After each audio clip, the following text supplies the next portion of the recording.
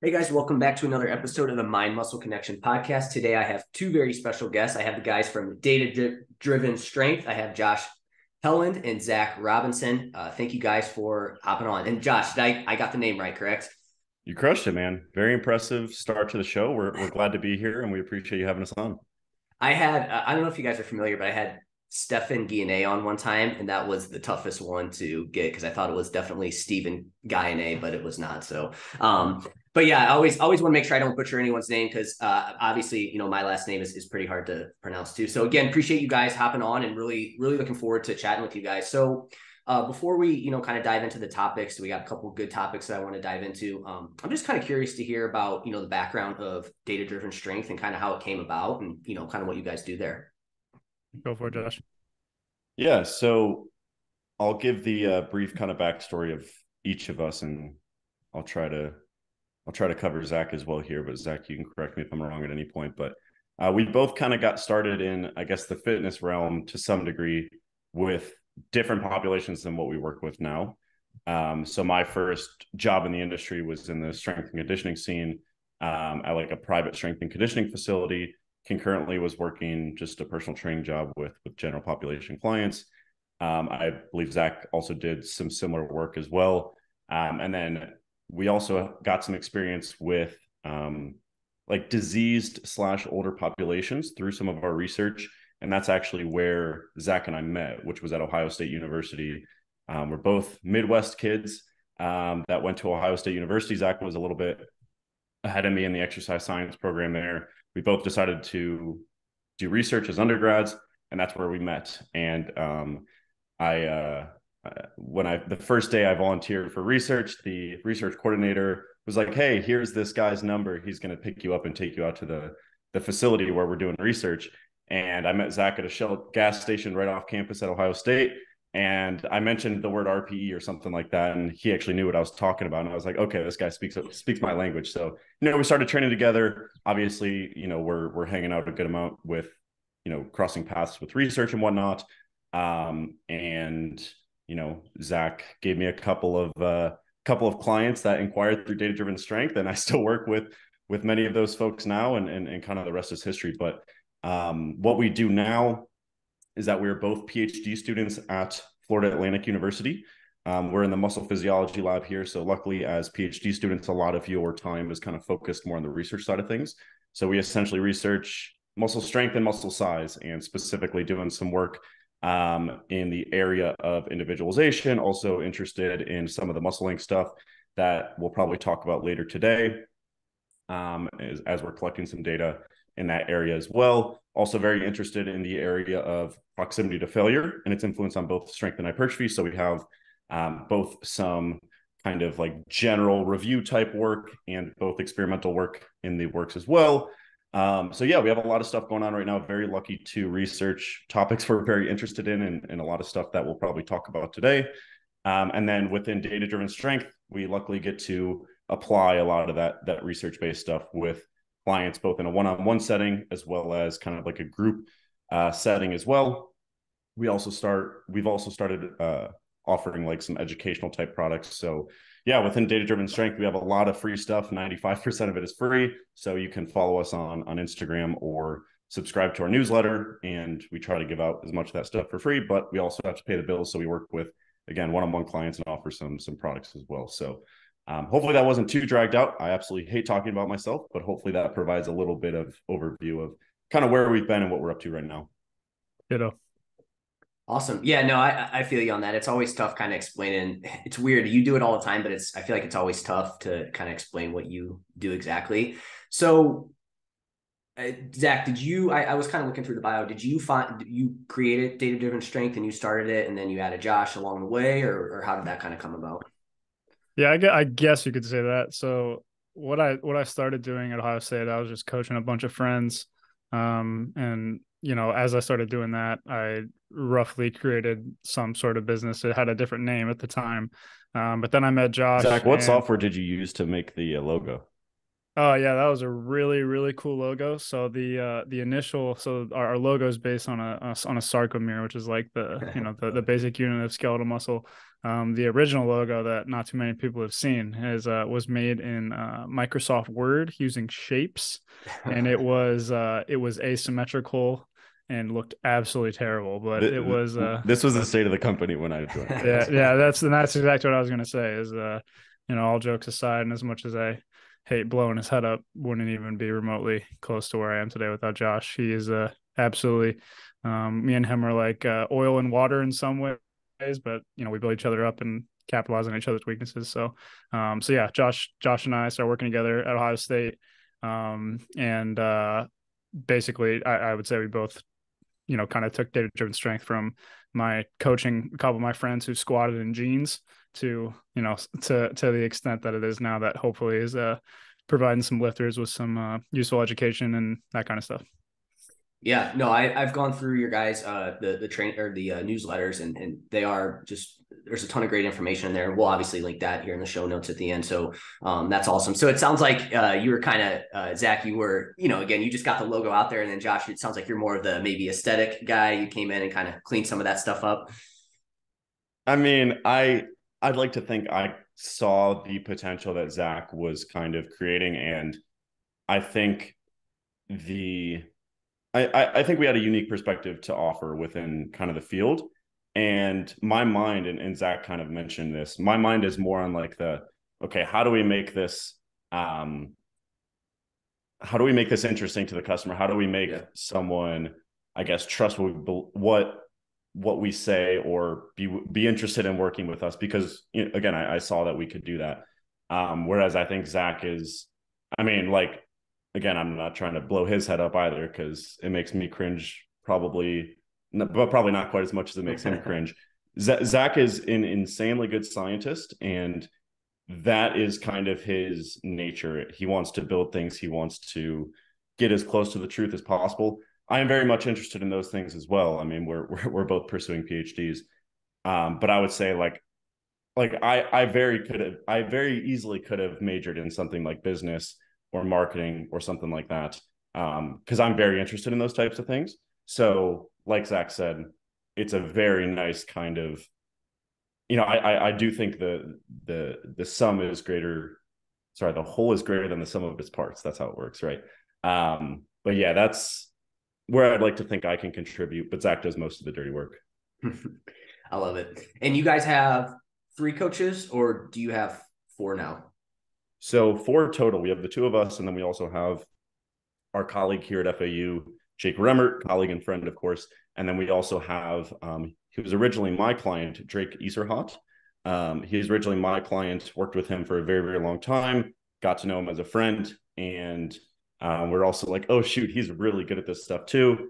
And he has some unique skills that pick up for my Zach and Jake's, I guess, shortcomings, and decided to bring him on as a coach. And he also helps us with a lot of like our back end data analysis, spreadsheet design, things like that. So, you know, for any of our clients listening that see all the fancy stuff on the back end that we're kind of looking at, that's basically all Drake. He's extremely good at that stuff.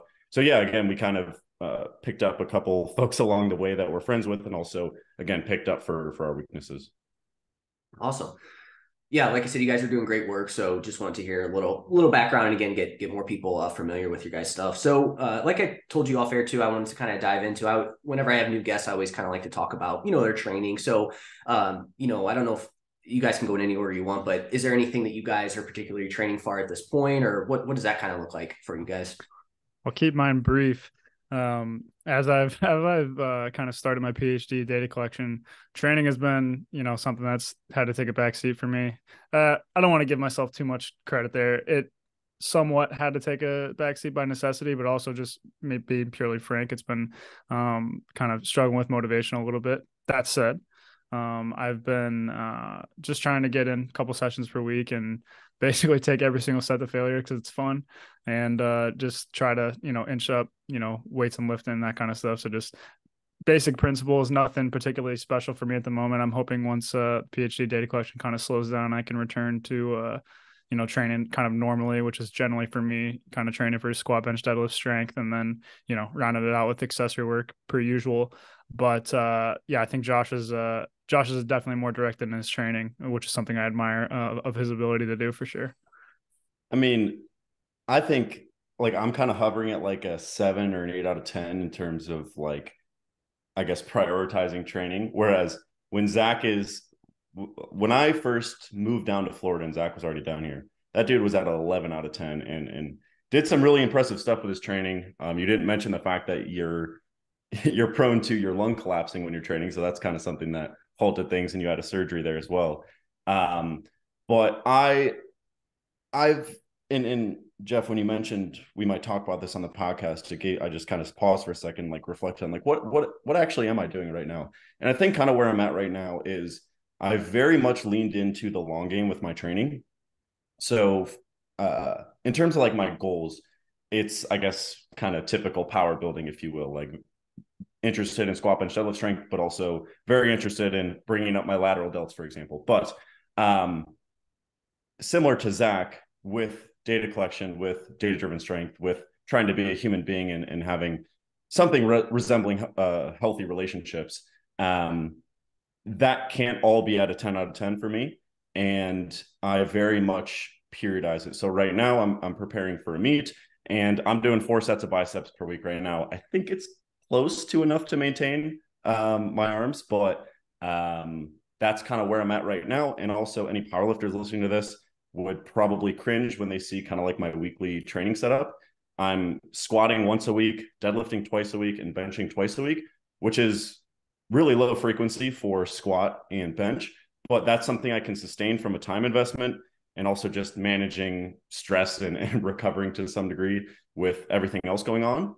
And again, I'm kind of trying to lean into that long game as much as possible. I've kind of accepted that, okay, well, I'm doing my PhD, trying to grow a business. And again, having things, of course, the typical family and friends, of course, coming above everything else on that list. And frankly, business and research coming above my own training as well.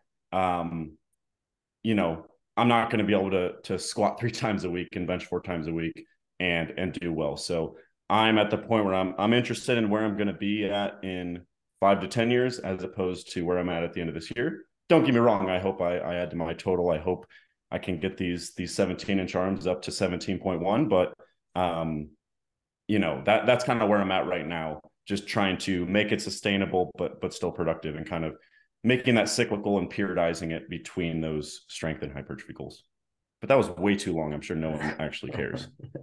No, I think it's always interesting to hear, how people train. And I definitely haven't had too many people on that kind of have that approach where it is a little bit more kind of power building. So again, it kind of sounds like you guys are, and Zach, maybe I'm not getting this right on your side of things, but again, you guys are focused more on like power building, kind of finding that happy medium between, the powerlifting side of things, but also hypertrophy work as well.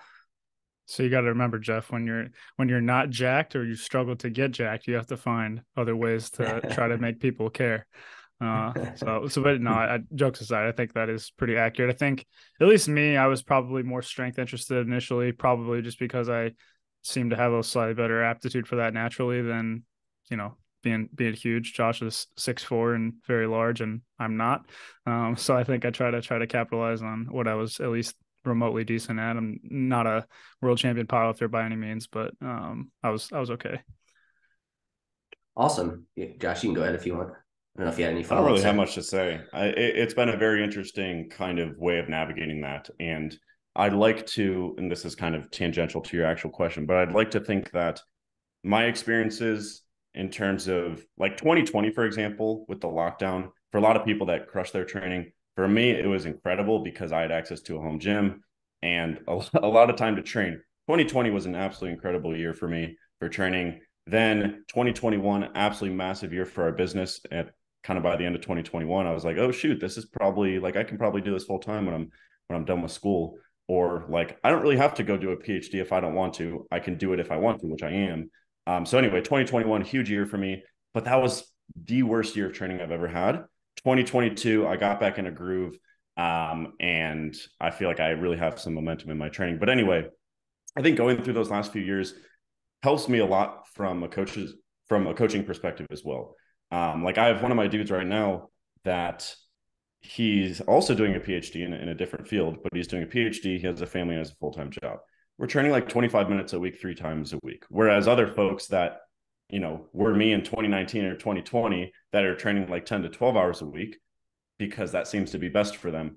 It's just a totally different lens that I probably couldn't have related with a few years ago. And I really enjoy working with people with multiple goals. And I don't think like we're not the strongest people in the world, the biggest people in the world, but I think when it comes to coaching, it's really about relating to people's experiences and their values and whatnot. And I think that some of the things that I'm kind of upset that happened, I guess, in terms of my own training, in terms of not being able to make it the number one priority, has been a net positive in hindsight. Yeah, no, I agree. I think going through those things is definitely helpful, to be able to relate to your clients, like you said. And you guys also, you guys have your training experience, you work with clients, and you obviously have the research side of things as well too. So you kind of have that nice little combination of everything there because I do think that people probably go, when they talk about research, I think sometimes people get maybe too far on one side of it, right? And they don't know how to apply it, or again, maybe they just go off of that. And I think having that experience is great. And that's, basically what you would call, I guess, evidence-based approach there. So I guess for you guys, how much longer do you have for your PhD? Because I know that was kind of, for both of you guys, that was something that, was kind of limiting how much you can train and whatnot. Sure, you want to talk about that? Yeah, I was just going to say that's a $1 million question. Basically for me, it's either getting to the amount of subjects that I need for my kind of final project. So it's kind of, we'll see. It's gonna be a couple more years yet for sure. The exact timeline I'm not entirely sure. And then Josh is still green in his, so we'll see plus 1 year. Yeah, there you go.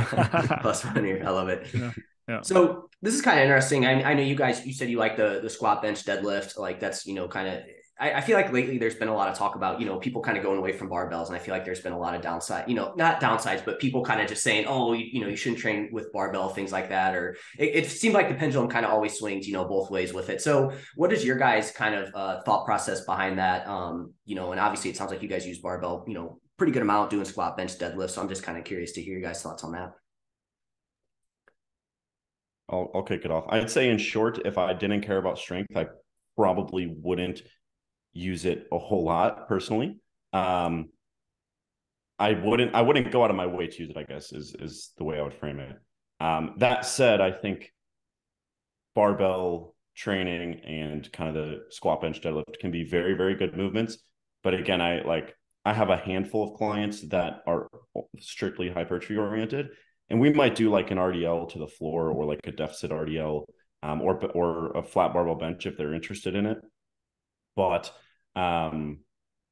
otherwise, man, honestly, it's probably a different answer than I would have given you a couple of years ago. It's definitely not my go-to for the hypertrophy side of things.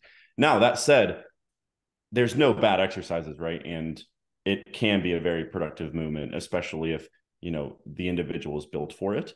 And for someone with strength goals, that's a huge variable that we're interested in individualizing, is how much of my kind of total training volume is on something like a back squat or even a high bar squat versus something like a leg press or a split squat that you can kind of manipulate to get a really nice deep stretch in the quads. Because some folks can just eat up that volume and their quads blow up. Other folks, you want them to get a little bit of practice on the low bar squat, but then you want to get them away from that as soon as possible because it doesn't seem to grow their quads or just grow their leg musculature much at all. So that's kind of my stance right now. Again, it's of course great movements in general, but more advanced folks, hypertrophy oriented, I'm probably not spending a ton of time there on average.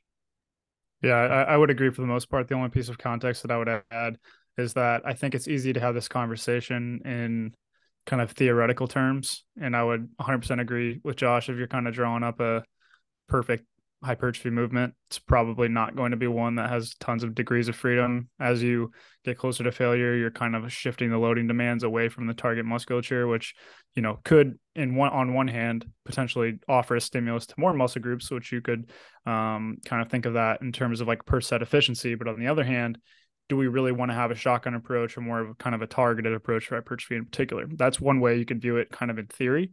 But from a practical perspective, one thing I always like to kind of think about with this is that one, while like just dumbbell bench press, for example, being able to micro load those week to week is essentially impossible. And so now you're kind of limiting the progression strategies that you can utilize.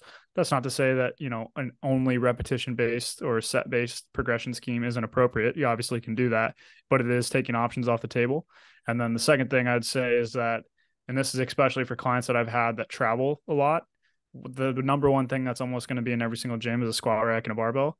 And in terms of consistency and being able to kind of try to maintain as much semblance of sanity in the face of those kind of hectic jobs where you're going from gym to gym, city to city, moving around a ton, and you want to try to control as many of those things as possible, a barbell and a squat rack is pretty much going to be available in all situations. So I do think there's a pretty massive advantage for making some of those movements kind of your bread and butter, purely from that standpoint of like, if you're going to use one or two exercises to kind of predominantly track progress for certain muscle groups and you kind of keep those in all the time, I do think the barbells offer a pretty easy way of doing that. That can kind of, again, no matter where you're at, you're probably going to have access to that in some shape or form. So I think there's a logistical advantage there. And then the last thing I was going to say is that the only muscle group that I really struggle to find really solid alternatives for is the posterior chain. Like Josh said, I think I can't really think of like a good machine. They're probably out there that I just haven't been familiar with, but a good machine alternative to an RDL, good morning, stuff like that. You could count a Smith machine, I suppose, but in a way that's still kind of a barbell. So yeah, that's kind of my answer. Pretty similar. Yeah, I love it. Basically, it's, you know, it's goal dependent, right? Like you said, it's depending on what the person's goal is, you know, rather than just saying, hey, it's not going to be great for somebody. You need to look at that. And then, you know, like you said, Zach, too, you know, if you do have to travel or something like that, it's like you said, you're always going to kind of have that barbell and squat rack there. And to like, I always tell clients this too, because they'll be like, I'm sure you guys have seen this too, where like a client will do like a lat pull down on one machine and they go to another and they're like, oh, I can do so much more weight on this one. And it's like, you know, that's, from machine to machine, there's going to be this large, you know, there's going to be a big difference. Whereas like a barbell and the weight, it's off by a little bit, but for the most part, it's going to be, you know, pretty similar too. So cool. Yeah. Just want to hear your guys' thoughts on that. So let's dive into the first topic today. So a lot of talk here about, you know, range of motion for hypertrophy. There's been a lot of research on it lately, and specifically the lengthened portion of lifts being, you know, really good for muscle hypertrophy. And so you guys had a really cool newsletter that came out. I don't know how long ago it was. I think it was a couple newsletters ago, but there's more to training for hypertrophy than long muscle lengths. And I thought that was a, you know, good title to get people kind of drawn into it. So maybe if we could just kind of talk about that article, and then I think first just kind of go maybe over what the current research says. I've had a few people on here to talk about it, but it'd be good to kind of hear, you know, if there's any updates on it in terms of the current research around this, and then we can kind of move into what you guys talked about in the article specifically. Yeah, I'll kick this one off, and that's right. It was a pretty recent newsletter. It was from January 24th, and anybody interested in it can check out the full article on our website. But from a high level, yeah, just to kind of recap the range of motion research.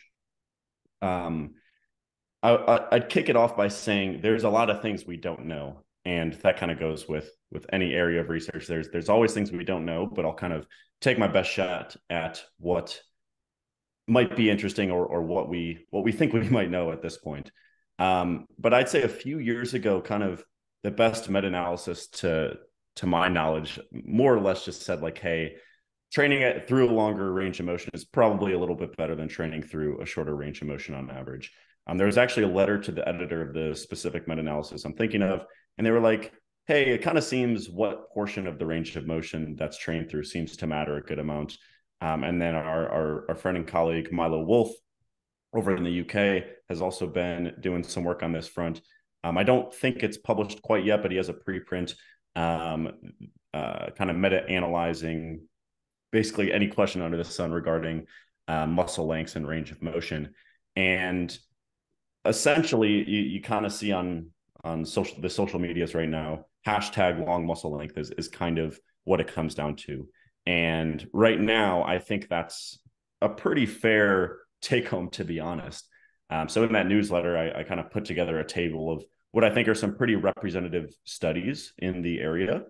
And I'd say there's like three general take homes from the research right now. It's that total range of motion in and of itself does not appear to drive hypertrophy. So in other words, just because you have a longer range of motion in exercise A doesn't mean it's going to lead to more muscle growth than exercise Y that has a shorter range of motion.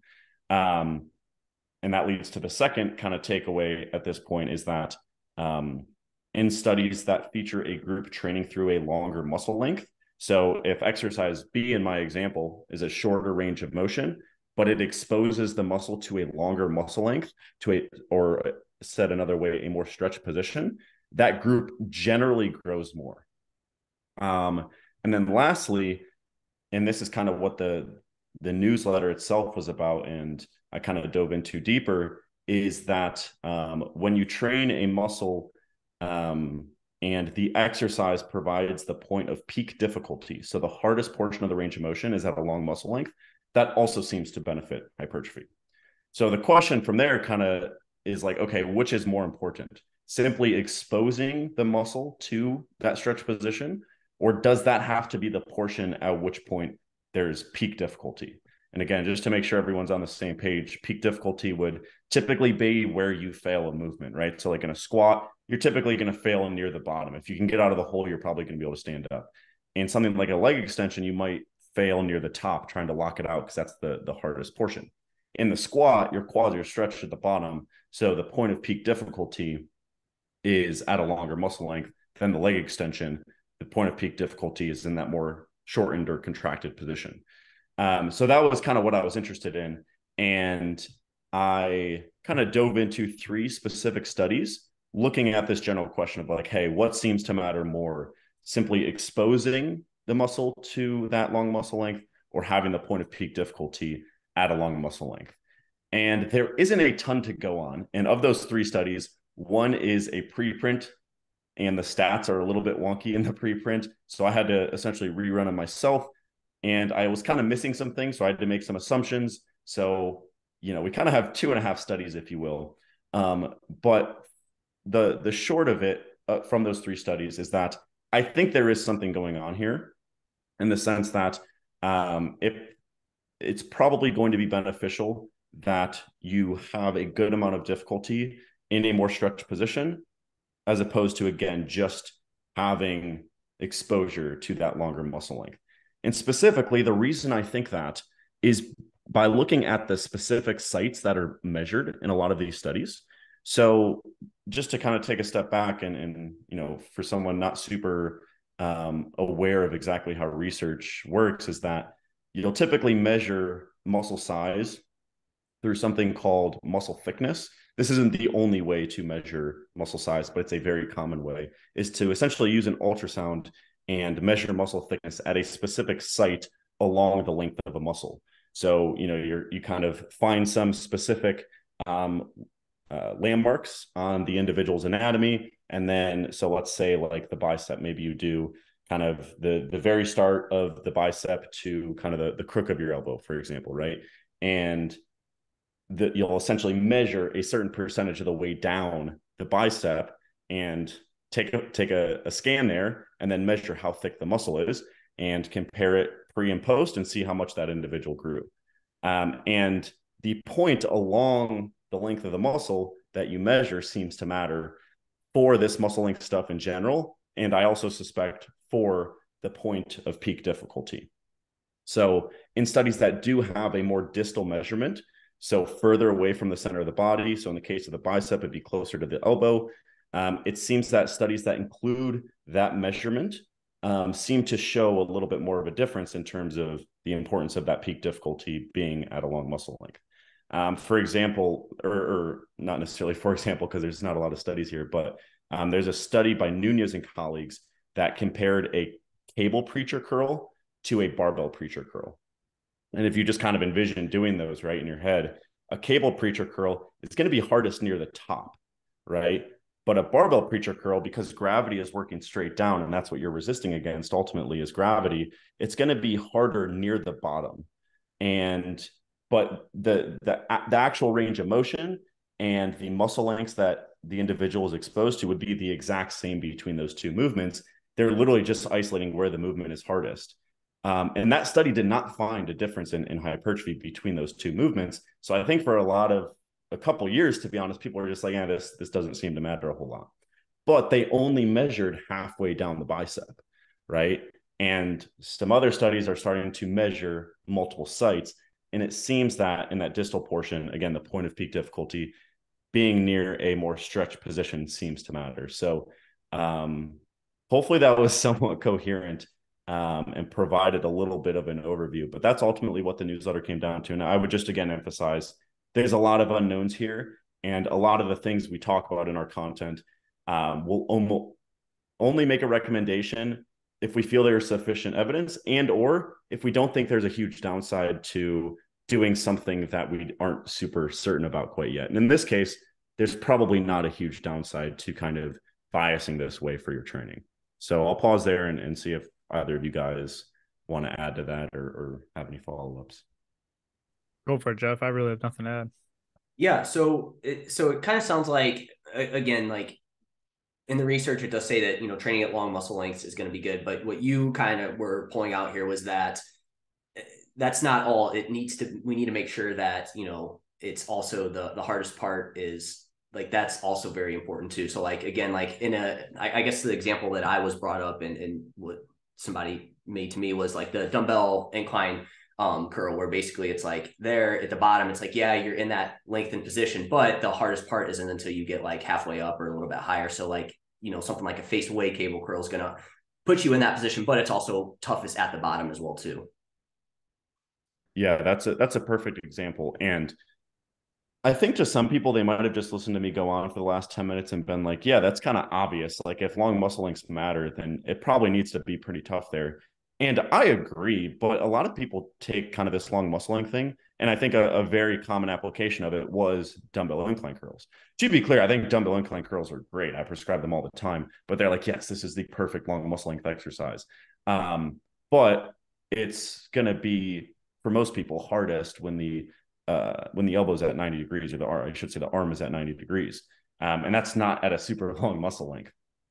So I think that's a great example of, again, just adding this wrinkle on top. Okay, I talked about the beginning of the show how I'm only doing 4 sets of biceps right now. Those are all on a incline, or I should say a cable curl facing away from the machine, because I want those to be as efficient as possible and, do all I can so that I at least maintain the best I possibly can from those 4 sets. So incline curls might be great, but they're probably not the first thing I'd go to, for most people.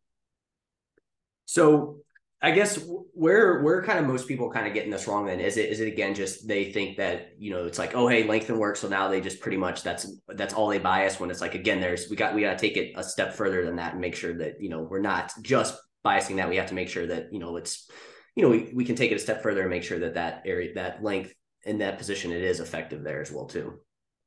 Yeah, I think that's a great question. And unfortunately, we're often constrained by the equipment we have access to. Luckily, I think cables are really good for this. But I think it can just make someone more cognizant of the equipment they do have access to. So, okay, maybe you have someone with long arms like myself. This back exercise, I can't actually fully extend my arms at the top of this row machine, for example. But it's really hard to get it going even at the start of it, even though, again, I'm not in the most stretched position possible. But I have access to another row machine where I can get a nice stretch, but it's really freaking hard near, like, close to my body in that more shortened position. Maybe before I kind of thought through this research and dug into it, I would have opted for the one that gives me that nice stretch, but is still harder near the top because I got exposure to the long muscle length. But now I'd probably lean more towards the one that I can't truly expose myself to the longest possible muscle length, but I'm putting more tension at a somewhat long muscle length. And at the end of the newsletter, I give a few more examples, but I think just conceptually, based on how the machines you have access to fit you, can go a long way on that front. I think it is difficult to weigh which one is more important given the current research. If I'm not misunderstanding that, Josh, I think often we would probably should strive to try to find exercises that expose us to long lengths and are trying to be relatively challenging there. But when you kind of construct examples on pretty much impossible exercises that can't exist on which one is more important, I I don't know if we have a ton of evidence to say which one of those is absolutely the one you should prioritize. If you take it to the absolute most extreme, which is what I'm assuming what Josh was kind of talking about, of like, this is exposing me to a very long length, but there's absolutely zero tension there, almost entirely just based on logic, like that probably isn't going to be super useful. I think it gets more difficult when it's not the most challenging point of the range of motion, but there is some tension there in a very, very stretched position. That's where I start getting a little bit less confident on definitely saying which one is more important than the other. So for the most part, I think you should be striving to kind of combine both, which is where I think, like you said, the face away cable curl, the kind of the behind the back cable lateral raises, those kind of examples that are pretty much capitalizing on both to the extent that they can be with the equipment we have access to, is probably what we should be striving with most of the time. But the other thing I want to say is that another limitation of this research that I think isn't often discussed is there's not a ton. I'm thinking the Pedrosa study is the only one that did the knee extensions that's been talked about a lot, that use combined approaches. So pretty much everything is all my sets at a short muscle length, all my sets at a long muscle length, or all my sets full range of motion, all my sets at a long muscle length, kind of comparing black versus white. And in reality, nobody really trains that way, right? Like, we are going to use these mixed approaches where, maybe 75% of my sets are going to kind of move to more of this kind of long muscle length, most challenging in a very stretch position kind of set. But I would say there's at least some inklings in the research to say that combined approaches probably have maybe a little bit more uniform growth, particularly at proximal sites. Now, what's interesting is the long muscle length conditions usually aren't worse in like a statistical sense at those sites, but I would probably go out on a limb to say that if we had like a very long time period in which we can evaluate these things, one group only does long muscle length work and the other group does a mixed modal approach where most of their sets are long muscle length, but some of them are maybe more challenging to shorter muscle length. If you ask me today to kind of bet on an approach what's going to have more uniform muscle growth, I'm probably going with the mixed kind of approach, and that just hasn't been researched a ton. So I think that's one thing I always like to point out is like, yes, I think there's definitely sufficient evidence to say this is kind of the stock standard and the basis of where we should start our programming. But for more advanced individuals, people that care about, optimizing things to the nth degree, or maybe want symmetrical growth for whatever reason, for bodybuilding competition, etc., I do think that understanding that there may be some benefits to, shorter muscle length work is probably important to consider. And then kind of coming back to the strength side of things, one thing that, this is almost purely anecdotal, but I think there is some data to suggest it as well. The exercises that are more challenging at long muscle lengths and expose you to longer muscle lengths overall probably beat you up a little bit more. And if for whatever reason, accumulating more additional volume is the goal, I do think that those other types of exercises can still be useful, because instead of like the way that I always use it, like the Price is Right analogy, like these long muscle length sets are like $1 or like 50 cents, where the shorter muscle lengths maybe like 25 cents or a dime. And in order to reach a very particular price, like 33 cents, if I just throw $1 at it, I've already, went over my cap there. So you might have to throw a little bit of those smaller sets at it to kind of reach, really solid amount based on your recovery capacity. So those are just a few additional considerations that I always like to think about with this stuff. But obviously I agree with Josh on the whole. Yeah, no, so again, it sounds like, hey, don't necessarily just throw out all short work, right? Like, there's still probably going to be some utilization for that. And again, I think probably the main thing there was it sounds like, again, the kind of from the, depending on like how much volume you're doing and whatnot, you have to kind of consider the fatigue cost of it as well too. Like, it's not just, again, if you do a lot of training volume, you're probably going to need some of that type of training that doesn't necessarily beat you up as much as maybe the length and work might. 100%. I actually, when I was writing this newsletter we've been talking about, we try our best to keep these short, because if they're long, no one reads them. but I actually like more or less meta-analyzed all the proximal sites from these studies. So again, proximal being closer to the body. So, in the case of the bicep, closer to the shoulder. And two things to point out. The first is that people don't measure the proximal sites a whole lot. And that's something we're excited to hopefully be able to contribute to the research at some point in the next 10 years. And then secondly, from the stuff we do have, it doesn't seem on a per set basis that there's a difference, again, on average, in those proximal sites that we do have in terms of muscle growth. So because, as you just said, Jeff, and Zach, you also said this, if those kind of more shortened overloaded or shortened bias movements seem to beat us up a little bit less, okay, I can recover from 6 of those, but I can only recover from 3 or 4 of those long biased movement or sets, I should say.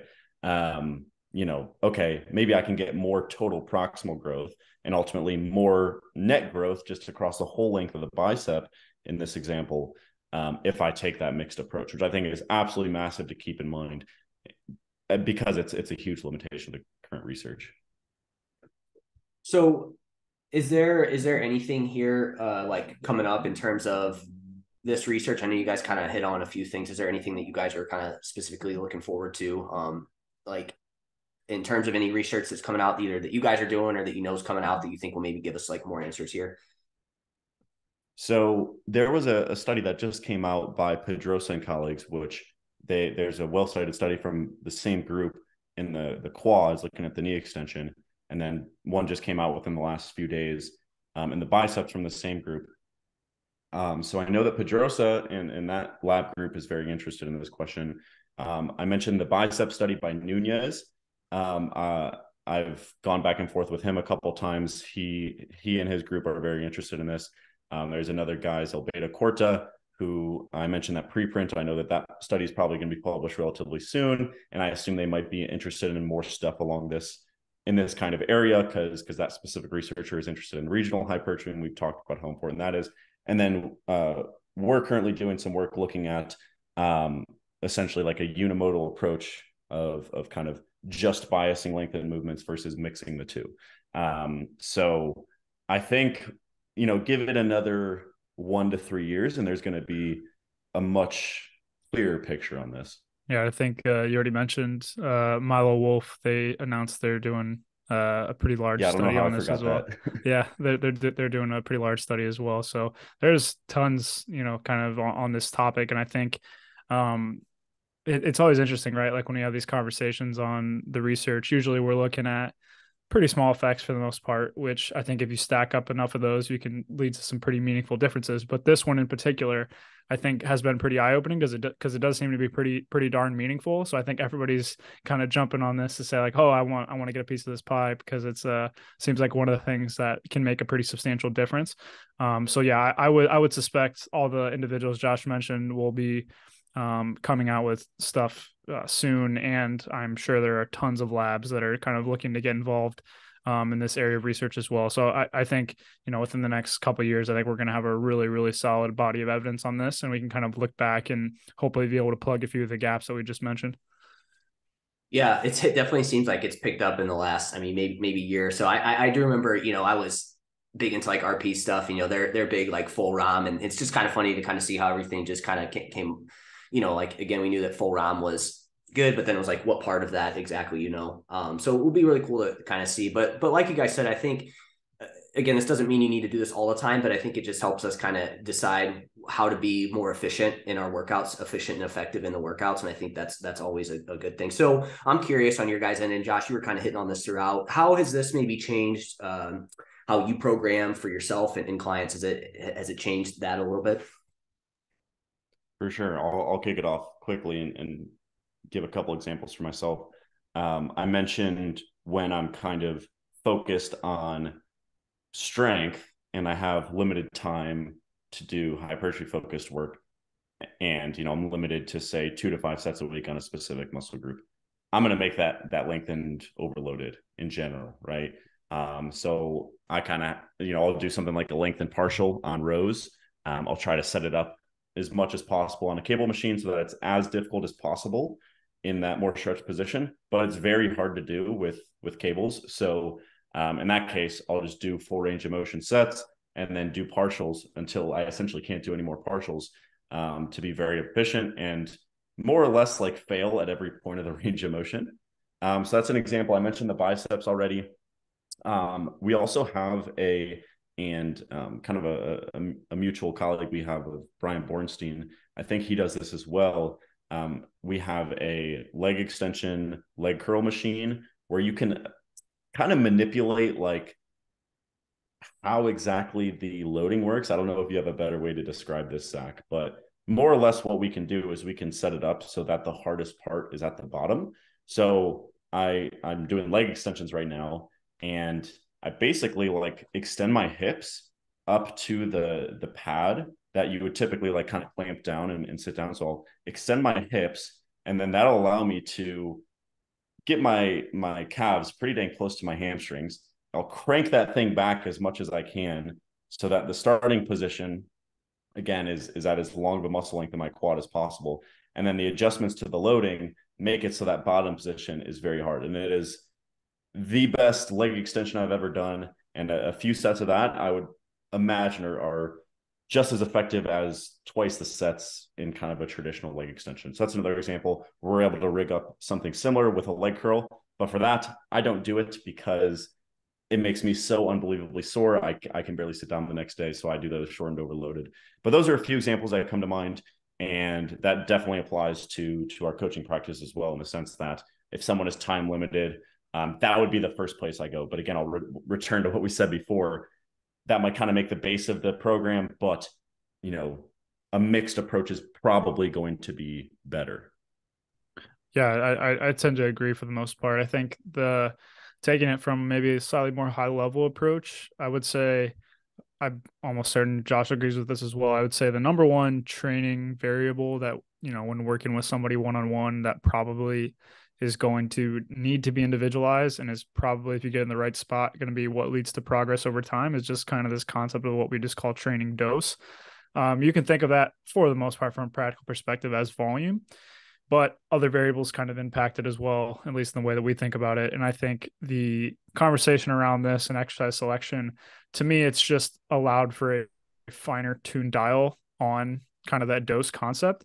And so if I have somebody that seems to be pretty dose intolerant, is kind of the way that I describe it, so they're going to be typically like a lower volume person, but they're also seem to be recovering relatively well. But if I try to jump up their training volume, for whatever reason, that's where that intolerance comes in. They start getting symptoms. They're not able to progress, those kind of things. I view this as like another tool or another dial I can use to kind of, like I said, with the Price is Right analogy, you could think of it as I'm adding another set. But if I'm doing another set with one of these exercises that I've taken intentional steps to make it less fatiguing and potentially less stimulative, but that person can now recover from it, I can actually inch their training volume up. And to me, that's kind of for the most part, that's what you're trying to individualize with the client. Trying to find that dosage of training that allows them to recover, riding pretty close to that line, but then also allowing them to progress at the same time. And if you're just using sets in kind of a flat manner, counting every single exercise kind of in an equal way, I think that is a little bit limiting, because by using some of these things, I can make a lower total number of sets, potentially more fatiguing, more stimulative, or I can make a higher number of sets, potentially less fatiguing, less stimulative, to kind of fine tune that dial a little bit more. So I've worked with tons of clients that have been pretty dose intolerant in different ways. And I think especially as you get more advanced, and especially we kind of transfer this over into the powerlifting realm, where you have to train certain movements, you have to train these movements to a certain standard, and you have to train these movements with a certain load. Now you're kind of forcing your hand on certain things that for a lot of people may cause symptoms. And so on the other half of things, you have to find these ways I can manipulate and kind of tailor this dose to allow them to continue progressing on some of these things that we have to do while managing fatigue, symptoms, all those kind of things. And I think this concept has been extremely helpful with that, by either kind of mostly what we've been talking about is getting more out of less, or kind of pushing the envelope by using smaller and smaller chunks of kind of stress with maybe exercise bias in the opposite direction. One quick thing just to add in here, that I don't know how I didn't think of this right away, is it's super helpful to keep in mind when just designing a training week or designing a microcycle. So in the case of a powerlifter, if they're benching 4 times a week or 5 times a week, which isn't that uncommon for a powerlifting athlete, they're going to have to bench on back-to-back days at least once, potentially multiple times a week. So maybe you do something that is like a banded bench press or bench press with chains in the first of those back-to-back days, right? Because that's going to overload more of the shortened position, subjectively seems to lead to less recovery issues for that next day. And that's a great application of. I think you could take a similar concept to hypertrophy training as well. I'm doing bicep curls 4 times a week. Okay, I'm going to do my spider curls or something like that. That's generally more shortened, overloaded. I'm going to do that on the first of the back-to-back days, which is something when I'm doing more than 4 sets a week on biceps, I actually typically do. Yeah, no, that's a good point you bring up, because then it's like you can basically kind of manipulate the like you said, the frequency there of it, where it's like, you can maybe train something a little bit more, and that could be the difference, where it's like if you're like doing face away cable curls every single day, it's like you probably now your frequency is probably going to go down because of that. And that's where I feel like this volume talk can just get really confusing for a lot of people, because man, as I learn more, I just feel like there's just so much that goes into it in terms of, how you program it, again, what exercise is going to, how it's going to affect one person more than the other. And then you obviously have their body type too, that I feel like is all going to affect it. And so I just feel like the volume talk, the more I've learned, the more I'm like, it's really hard to kind of say, what is an effective volume to build muscle or whatever it may be. It's a magic question, man. There's a lot that goes into it. And I was reflecting on this recently because, as we mentioned, or I think we mentioned this, Zach is in data collection for his dissertation project. I will be relatively soon. And then we also mentioned one of our other coaches here, Jake. He will be soon as well.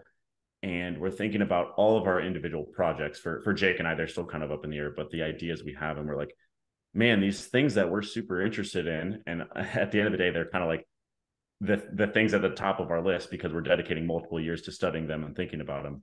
They all kind of come down to finding the right amount of work to do on every single session, right? Whether that's auto regulation, that can be auto regulating the number of sets, the proximity to failure, or just as simple as I'm doing more reps today to reach RP9 or 1 rep in reserve because I'm feeling good. Whether that is specialization phases, which is something I'm really interested in based on the changes in training volume from what I did last training block. Yeah. Or relevant to Zach's dissertation is, why is it that maybe for you, Jeff, your arms blow up with 20 sets per week on a given muscle group, but for Zach, that just, he crumbles and he needs 8 sets for that same muscle group, and that seems to lead to the best progress. Why is that the case? Ultimately, it just comes down to doing the right amount of work, especially for hypertrophy, doing the right amount of work. And there's just a ton of ways to get to the right amount of work. And I think that's kind of what you were alluding to. And it's just endless. And to some degree, that's what makes it so fun. Yeah. And I wonder too, this kind of came to me as you were just talking about that, Josh. Like, I wonder too, with a lot of people, like, I don't know if you guys experience this, but I feel like a lot of times when you get somebody that maybe hasn't had guidance on like technique and stuff like that, they typically feel like they need to do a lot of sets to like get some sort of stimulus. And do you think that just comes down to maybe people like kind of like, again, I think it's all about kind of execution and maybe how, like, again, the quality of it. But I wonder too, if it's, again, when it comes down to their technique, some of these like lengthened positions and whatnot, and they're usually the ones that might get skipped out the most because it's easy to kind of skip out on those. Do you think that has something to do with that concept?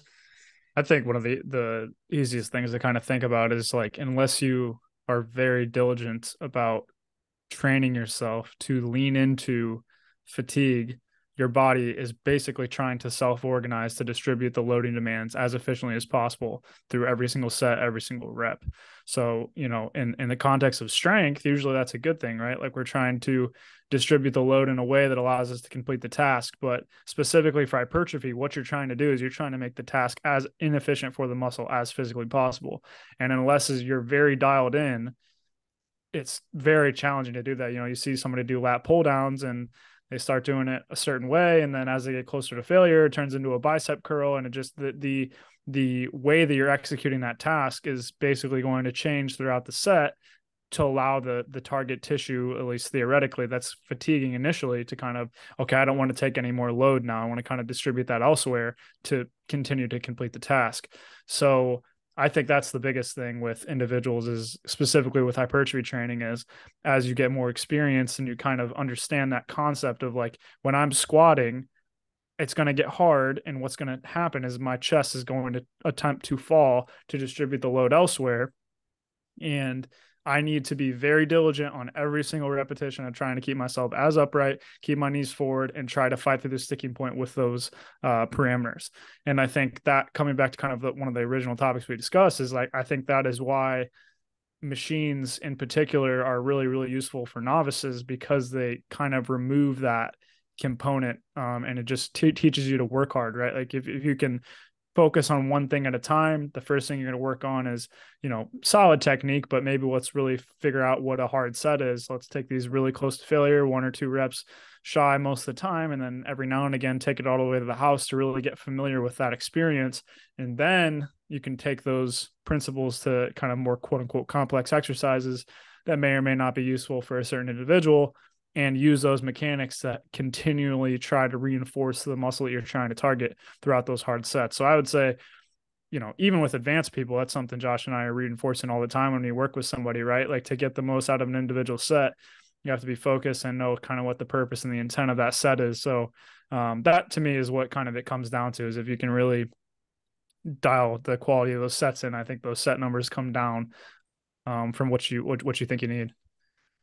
Yeah, just to really underscore that, we have like a group coaching / semi-automated product that we call individualized programming, and it's very common. And specifically what I want to reference right now is, we had a new lifter join the group a few days ago, and he posted in the group, he was like, hey, just introducing myself. I'll be honest, looking at the initial training, it's a little bit lower training volume than what I've done before. Now, there's some logistical things there in terms of like, it's a lot easier to individualize training starting a little bit too low than a little bit too high. There's introductory weeks, those sorts of things. But something we say to people right off the bat is, post some footage of a set that you're doing, and we'll give you some feedback on our RER rating accuracy, execution, those sorts of things. And so like Zachariah responded with that, and then a bunch of other lifters jumped in, and they were just like, yeah, that's definitely the case. And specifically, one lifter was like, DDS just hits differently, period, is what he said, because he's like, yeah, I thought the same thing. I'm currently progressing off of half of the volume that I did before. And typically that coincides, especially for powerlifters, with less aches and pains, having a lot more levers to pull as a coach. That's something I'm always kind of talking about with my lifters. Is like, I'm very tempted to just crank up the volume by 50% right now. But if you go that route, it's like, man, where do you go from there? I like to be in a position where things are tracking nicely, and I can pull the specificity lever. I can pull the volume lever a little bit at a time. And just ensuring that, kind of from a very practical perspective, that baseline of RER accuracy, set quality, and just knowing what that feels like and what that looks like, which surprisingly people come to us and have trained for 20 years and they can use a little bit of improvement there. So I think that's just an absolutely massive point that I'm glad you brought up, Jeff. Well, and I feel like too, you kind of, you hit on this earlier too, about like the longevity of it. I feel like, a lot of times, and again, I'm not as like, I don't really know from a powerlifting standpoint, but I feel like with both hypertrophy and powerlifting, like it's like these little aches and pains are like things that kind of keep people from like progressing, and then like maybe leading to burnout. And it's like, again, that comes down to probably poor technique, but also just like doing a lot of volume, where it's like, if you can kind of cut that down, and like, if you can cut that down, it's like, that's going to help long-term, and that's going to help you stay in the game for longer, which ultimately you're going to see, more results by staying consistent. So I think that that's another, great way to kind of, utilize this as well too. Absolutely massive point. I think that'll probably go over a good amount of people's heads, but I would just like rewind that and listen to that again, because, a lot of people say that, but it's hard to internalize. And I think it's huge, right? Like, unless you're like a junior lifter and you're like, I have a chance of making worlds or winning nationals, and I have 12 months to do so before I can no longer be in the junior division. That's one thing. And some people in certain contexts, it might be time to kind of go to that 11 out of 10. But I 9 times out of 10, it just isn't worth it. And I think a lot of people will be surprised at what they can do by just chipping away year after year, even if it's not totally optimal, which isn't the sexiest thing to say, but even if it's a 7 to a 9 out of 10 optimal, that adds up a lot more than being at a 10 out of 10 for a short period of time. And Zach, you said something too that I just want to hit on too that I want to like. I always find it's when I'm trying to like help people progress from like a muscle, hypertrophy standpoint. It's like you want to say, hey, you want to increase your intensity, but I feel like people automatically mean, hey, just add more weight. And like you kind of said there, it's that fine line of like you need to like kind of like lean into discomfort and whatnot. And again, I feel like the tough part of hypertrophy training is it's not necessarily adding more weight. Like, yes, we want to do that. And I think a lot of people probably underdose that, but it's also like you said, leaning into that uncomfortableness and like just making sure that you maintain good technique while your muscle, like your muscle in your body wants to do something completely different. I feel like that's where like the intensity is. And that's kind of like the magic, I feel like, of hypertrophy training that a lot of people, kind of miss over there with that. Yeah, I kind of have the two different ways that I feel like training is kind of mentally intensive. And I think it kind of one is for strength predominantly and one is for hypertrophy predominantly. For strength, I think the kind of the mentally taxing portion of that is kind of getting yourself ready to go to lift weights that are, honestly kind of scary. The goal is to kind of always lift weights that you never have before. And that comes with a sense of, hey man, I don't know if I can do this. And particularly on a given day when you're not feeling super well. And, the goal is to try to go up from 5 kilos from last session. Warm-ups are feeling good. And, velocities are checking out if you have access to that. And it's time to put it on the bar and see if I can do it. And that experience is mentally intensive, right? For hypertrophy, it's different.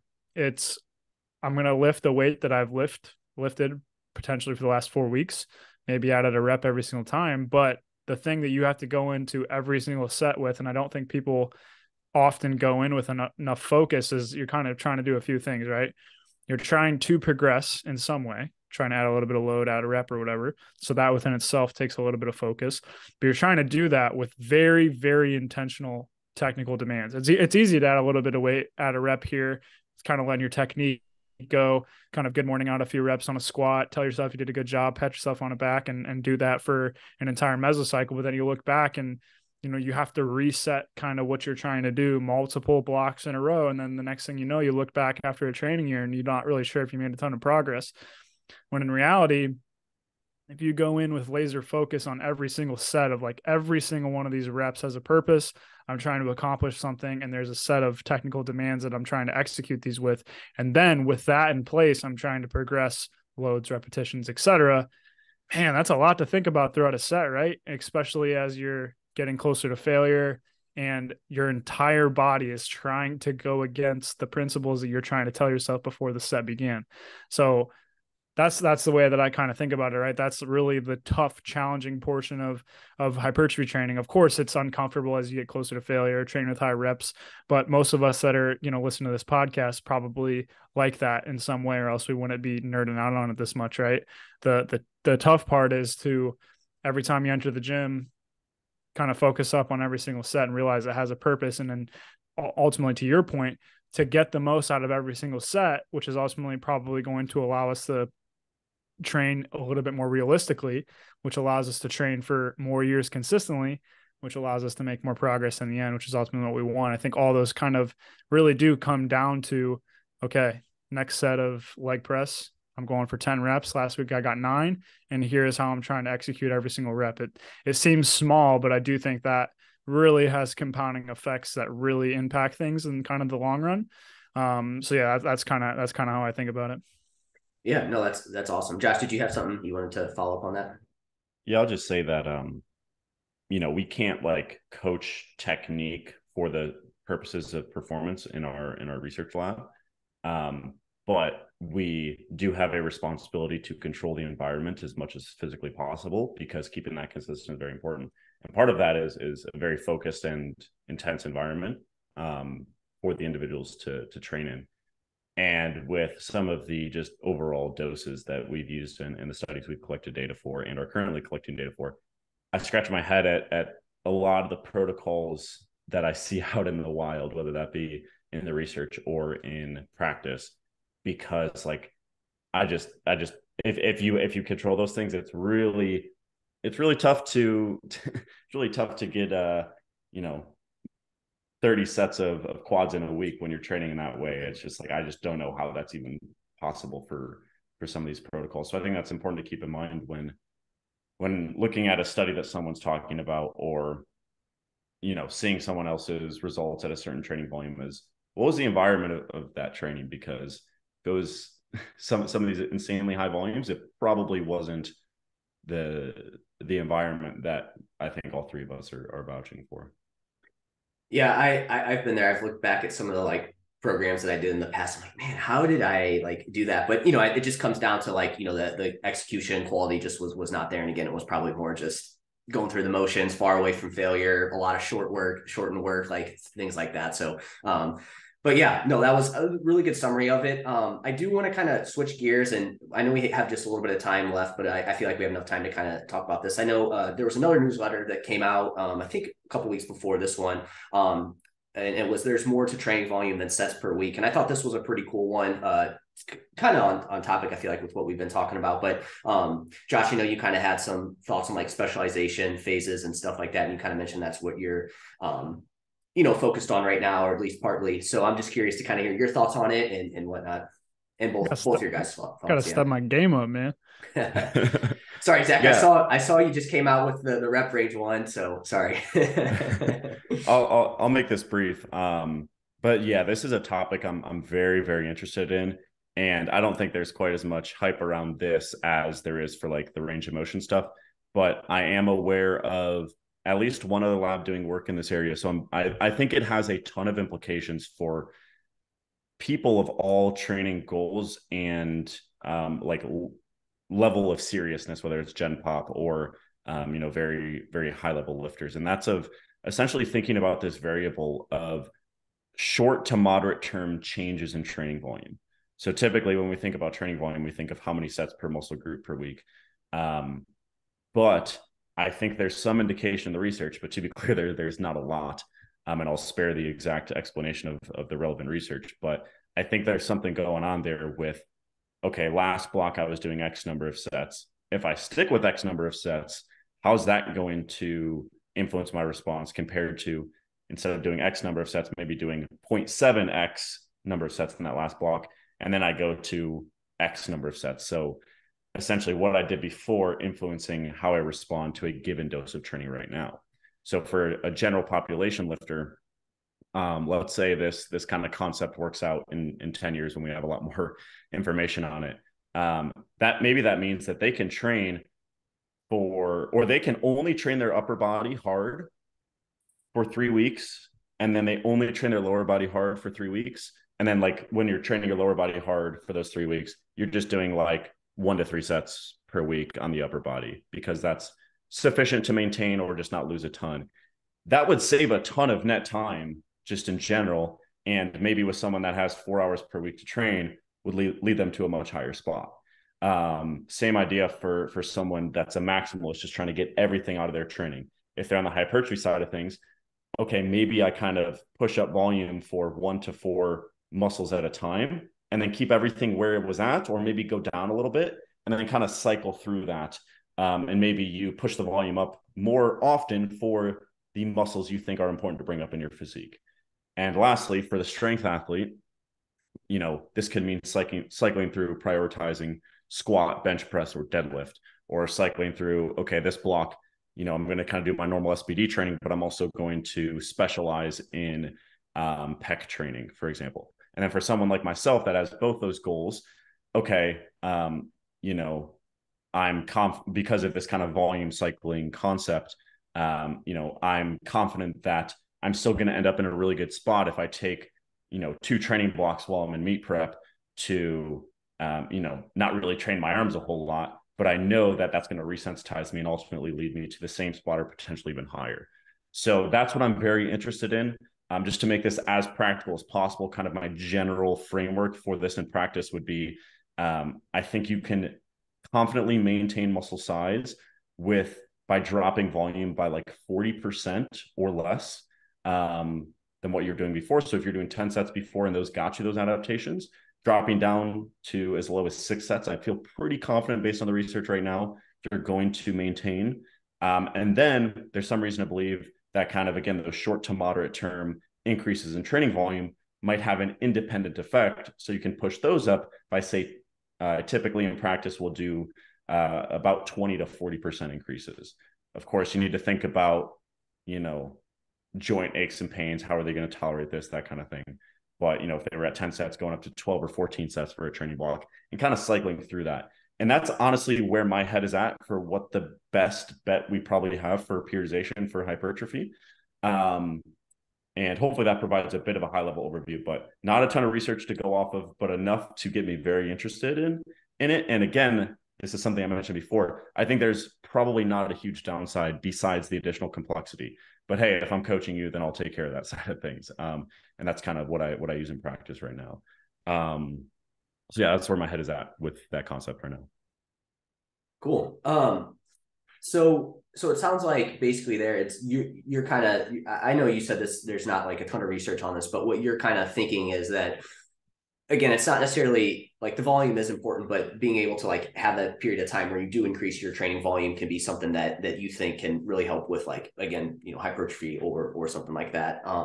So you would do that and then potentially like drop it back down then, and then like go to something else, and then you kind of resensitize and then go back up? Or do you think like over time those numbers would change? I know it's probably dynamic and it does change over time, but hopefully that makes sense what I'm trying to say. Yeah, I think I'm following. It's hard to say. There's a lot of different ways to kind of apply this concept. You could just have everything kind of at baseline and then just be like, okay, I'm going to pick these two and bump them up and then bring it back down. And maybe I take these two, bump them up, bring it back down. Or you could say, okay, I have everything at baseline. I'm going to drop everything down a good amount and really blast a couple muscle groups. I don't know what the best route is. I do think there's a bit of a barrier for a lot of people to say that I'm going to cut everything down to 60% of what you were doing before, except for a couple muscles. So in practice, I will keep everything more or less at baseline, maybe drop it down 20%. And then we'll typically specialize 2 muscle groups at a time is what I like to do. Typically 1 upper body muscle, 1 lower body muscle, and bump up volume a little bit for those specific ones. And then once we're kind of satisfied on that front, we'll drop down to baseline, or again, slightly below quote unquote baseline. There's a lot of nuance here that, we can speculate about, like, how do you find what baseline is? Because typically what baseline is like your habitual volumes, but who's to say those are actually good? Maybe that's like at the high end of what you can actually recover from. And then actually increasing volume is like, yeah, this concept Josh talked about was great, but now I can't recover and my muscle growth is actually worse. So you need to be confident that increasing the volume is actually going to be beneficial, which is tough. And like I mentioned before, we'll decrease volume for a lot of people and things will go better. So there's a lot of moving parts here, but if you think you could benefit from an increase in volume, whether you're time constrained or you're just putting those exercises first in a session, that can go a long way too. But I hope that answers your question. There's a lot of ways to go about it. Yeah, there's a lot of nuance to it. And I think from my understanding, your thought process from that study from Scarpelli, right, where it was like they basically had like, they would do like a ton of, they either did, I think they did, it was something where they increased, basically they did a set number of sets for a muscle group, but then they also took what that person did and added, I think like 20% or something, right? And then that's kind of where you got this concept from, at least partly, right? Yeah. So it's from Scarpelli and colleagues, and it was a within subjects design meeting. One leg was in one group and the other leg of each individual was in the other group. One leg did a standardized volume. So I think it was 22 sets in the quads. And then the other leg, what they did is they looked at their training history from the last like month or so, something like that. And they added 20%. And then they said, okay, if we just threw 22 sets at everybody, how did they grow compared to just adding 10 or 20% of what they were doing before? And on average, the leg that was individualized, or they added that 20%, it was an average increase of 9.9% of muscle thickness, whereas in the other leg, it was an average increase of 6.2%. The especially savvy listener will say that's not the perfect way to kind of isolate this variable. And to that, I say you're definitely right. And hence why I try to add a good amount of caution to this. There's another study from Abe and colleagues that was just kind of a standard volume study comparing 12, 18, and 24 sets per week. They didn't necessarily like put different people in different groups based on what they were doing before. But what they did do is they did report, okay, these individuals were especially good responders. These individuals were kind of middle of the road responders, and these individuals were on the lower end of response in the specific study. And they said, okay, of those people that responded in the top third out of all the different groups combined, on average, they added more sets than the other two kind of response groups, if you will, the middle and lower responders. However, the standard deviations of those responses were absolutely massive.